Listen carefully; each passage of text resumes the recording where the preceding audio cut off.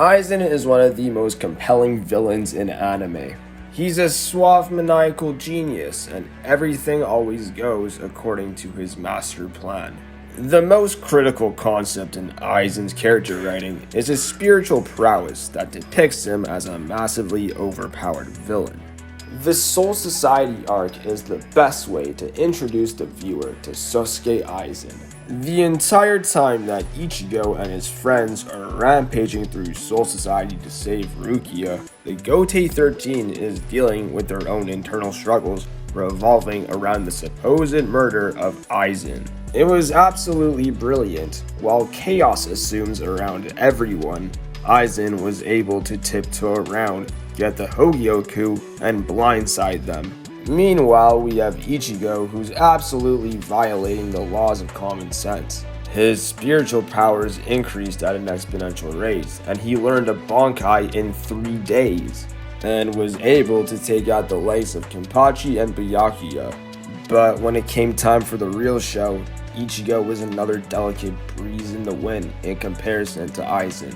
Someone who didn't even show his hand, and let everyone else do the work while he carefully planted the seeds to his success behind the scenes.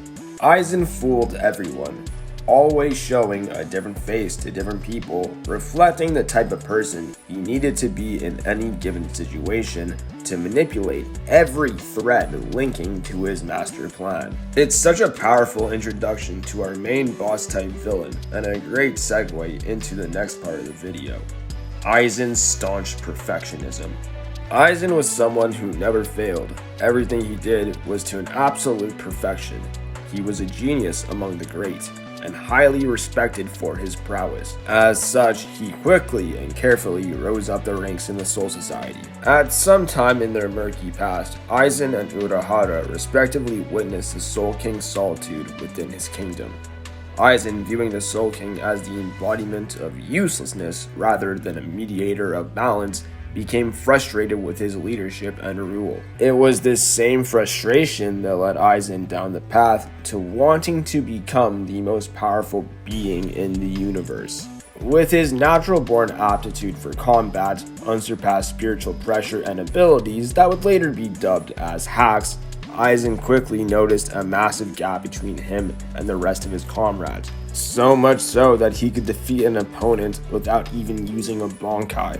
Submitting to his unquenchable ambition, Aizen amassed knowledge and power and started reaching his dream of becoming the strongest being in the universe.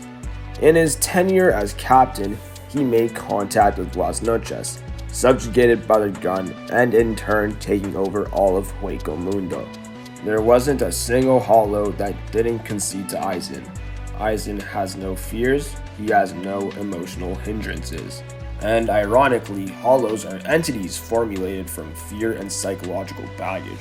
So someone like Aizen, who is constantly in control of his emotional state, was something unattainable to any hollow alive. In their eyes, Aizen was perfection, and that's exactly what he wanted. However, within the Hueco Mundo arc, there's a certain quote from my favorite captain, Mayuri Kurotsuchi, and his speech about perfection. As a scientist, the concept of perfection is a metaphorical wall. It means there's nothing left to discover, and there's no more room to grow. And it's this concept that completely encapsulates Aizen's character psychology, leading him to be a completely understandable, overpowered villain. Because on this single rooted path towards greatness, Aizen lost his humanity, and he's suffering greatly for it. Aizen never failed, so he never earned the opportunity to grow from his mistakes.